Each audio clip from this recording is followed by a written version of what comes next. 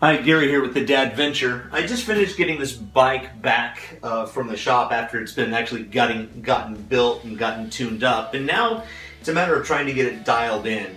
And when you try to dial in a bike, and this is overly simplistic information, this is just your very beginning stages, you really need to take it to a professional or talk to somebody that knows far more than me. But very first things in getting it set, is the number one thing you want to do, very first step, is your seat height. You just need to make sure that that is right for your knees, and you're not going to hurt your knees and your and even your lower back if your seat height's not right. And the next thing you want to take care of is then, secondly, after height is right, then your seat forward or backwards is set right. And I'll show you how to do that. And then the next thing to worry about is, are you feeling comfortable and doing okay with your reach?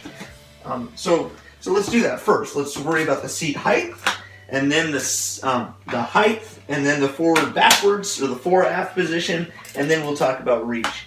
So the first thing you want to do, and this is really, I'm just doing this more for myself so I can see myself, is to watch yourself in the pedal stroke, and how are your knees doing? Are they starting to bow out a little bit? And then the telltale sign is this: stop. Put your foot as low as it can with your heel about where it should be, and your knee should not be locked ever. Do not let your knee get into the locked position, but don't have your knee too far forward. Just slightly bent, just a little bit out of the locked position. A little bit bent. My seat might be a hair high. I'll have to see after I pedal some more. So that's the first thing, but I think that's about right. But again, I've got the video on because I want to see myself pedal for a little bit to see where it goes. You usually want to keep your heel just slightly above the pedal height. Keep your heel higher. It actually does better for your push through and your pull up part of your pedal stroke. Is if you don't drop your heels, you lose a little bit of power when you do that. The next thing you want to do is put your pedals at the 3 and 9 position and drop a string. Drop a string that's a little bit weighted right on the tip of your knee. Again, your pedals in the 3 and 9 position, and as you drop the string, let it dangle.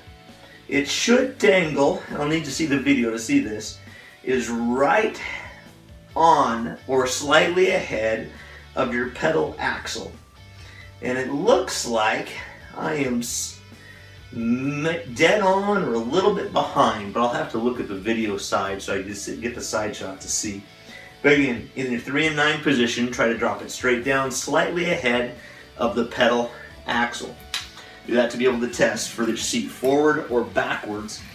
And then the next thing you want to do is try to worry about your reach. Are you comfortable with your hands when you're on the hoods, when you're in the drops, when you're hanging out in here? How's that comfort level?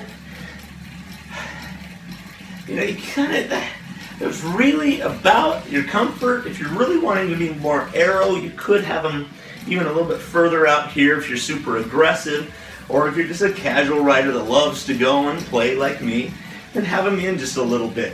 But you do not adjust your reach with your saddle. Your saddle is set for your pedal efficiency.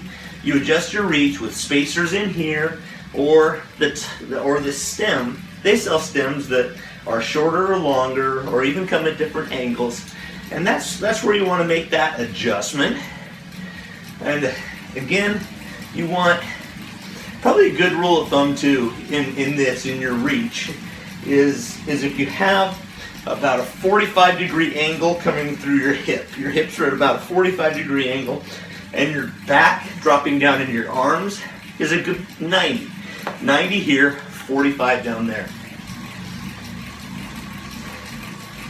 I'll let the video run a little bit because I want to see the pedal stroke and how it's really working.